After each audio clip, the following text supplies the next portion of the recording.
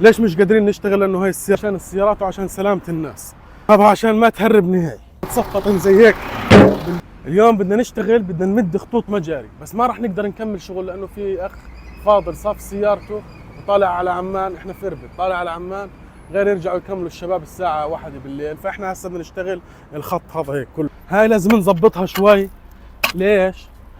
عشان المنهل هون بده يكون في منهل، فلازم نظبط حفافه زي هيك، شايفين؟ لانه هذا بده يجي خط من هون وهون هيك في منهل كامل، المفروض انه يتظبط هذا كامل. وين في اشي طالع بدك تحف. ونروح على المرحلة الاصعب. هسه ايش؟ نزلت الجرافة الصغيرة هذول، فخلينا نعدلهن عشان ايش؟ نبلش ننزل فيهن تحت. خلينا ننزل لنا خط تحت، والله ثقال ثقال ثقال. هاي بقدر اشيلها انا؟ يا زلمه. ايوه اوه والله زلمه. الخط كامل بده يتصفط خطوط مجاري زي هيك، بين كل خط وخط بده ينحط ربر زي هيك. تعال،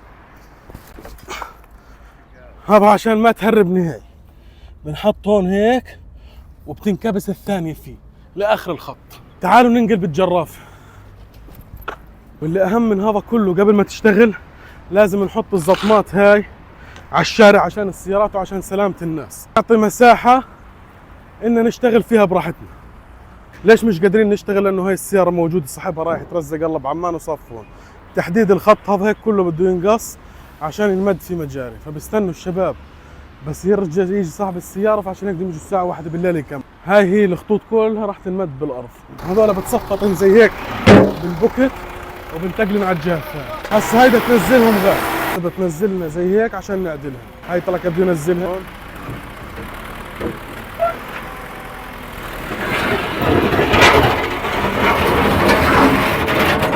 هسه احنا دورنا نبعدهم هيك عن بعض ونوقفهم زي هيك.